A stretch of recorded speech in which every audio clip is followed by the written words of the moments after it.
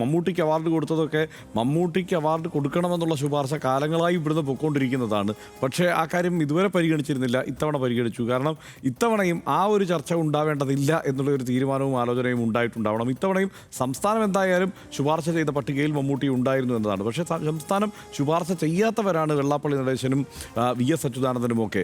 അവർക്ക് അവാർഡ് പ്രഖ്യാപിക്കുന്നു എന്നുള്ളതാണ്. മറ്റൊന്ന്, ഈ അവാർഡുകൾ വരുമ്പോൾ ഈ അവാർഡുകളുടെ പ്രഖ്യാപനത്തിൽ അതെങ്ങനെ സ്വീകരിക്കപ്പെടുന്നു എന്നതും ഒരു പ്രധാനപ്പെട്ട സംഗതിയാണ്. CPIM-ൻ്റെ പ്രവർത്തകരോ മന്ത്രിമാരോ ഒക്കെ ആയിരുന്ന മുഖ്യമന്ത്രിമാരായിരുന്നവർക്കൊക്കെ നേരത്തെ തന്നെ പത്മ അവാർഡുകൾ പ്രഖ്യാപിച്ചിട്ടുണ്ട്. അതിൽ ജ്യോതി ബസുണ്ട്, ബുദ്ധദേവ് ഭട്ടാചാര്യയുണ്ട്.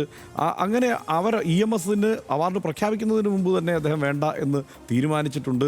ബുദ്ധദേവ് ഭട്ടാചാര്യയ്ക്ക് അവാർഡ് പ്രഖ്യാപിക്കുമ്പോൾ അത് പാർട്ടിയുടെ തന്നെ നയമാണ് ഇത്തരം അവാർഡുകൾ സ്വീകരിക്കേണ്ടതില്ല എന്നുള്ളത്. അതുകൊണ്ട് അത് സ്വീകരിക്കുന്നില്ല എന്ന് പറയുന്നു. പക്ഷേ ഈ ഘട്ടത്തിൽ ആലോചിക്കേണ്ടത് വി എസ് അച്യുതാനന്ദൻ ജീവിച്ചിരുന്നാൽ അദ്ദേഹം ഈ അവാർഡ് സ്വീകരിക്കുമായിരുന്നോ എന്നത് മാത്രമാണ്. കാരണം ഈ അവാർഡിൽ ഈ അവാർഡ് ബുദ്ധദേവ് ഭട്ടാചാര്യയ്ക്ക് പ്രഖ്യാപിച്ച മട്ടിലുള്ള ഒരു പ്രഖ്യാപനമല്ല ഇതുണ്ടാകുന്നത്. അദ്ദേഹം വി എസ് അച്യുതാനന്ദൻ അന്തരിച്ചതിന് ശേഷമുള്ള പ്രഖ്യാപനമാണ് ഇവിടെ ഉണ്ടാകുന്നത്. അത് സ്വീകരിക്കണമെന്ന് വേണമെങ്കിൽ കുടുംബത്തിന് തീരുമാനിക്കാം.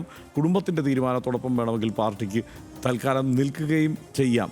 അങ്ങനെയാണോ സംഭവിച്ചത് എന്നുള്ളതും കാത്തിരുന്ന് നമ്മൾ കാണേണ്ടതുണ്ട്. കാരണം നേരത്തെ തന്നെ നയപരമായ നിലപാട് ഇത് സ്വീകരിക്കേണ്ടതല്ല എന്നാണെന്ന് പാർട്ടി തന്നെ പ്രഖ്യാപിച്ചിട്ടുള്ളതാണ്. ഇപ്പോൾ പാർട്ടി പറയുന്നത് വ്യക്തികൾ തീരുമാനിക്കുന്നതാണ് എന്ന്. ആ കാര്യത്തിൽ ഒരു വ്യക്തത വരുത്തേണ്ടതുമുണ്ട്.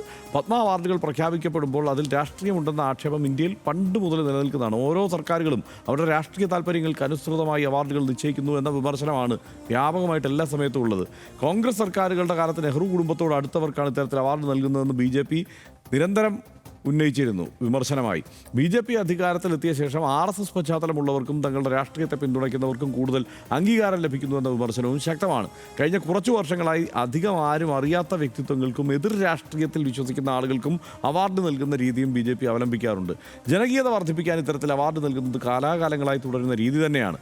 പത്മ അവാർഡുകളുടെ പിന്നിലും കൃത്യമായ ഒരു രാഷ്ട്രീയ ഇമേജ് ബിൽഡിംഗ് BJPയും ഇപ്പോൾ ലക്ഷ്യം വയ്ക്കുന്നു എന്ന് വേണം കരുതാൻ.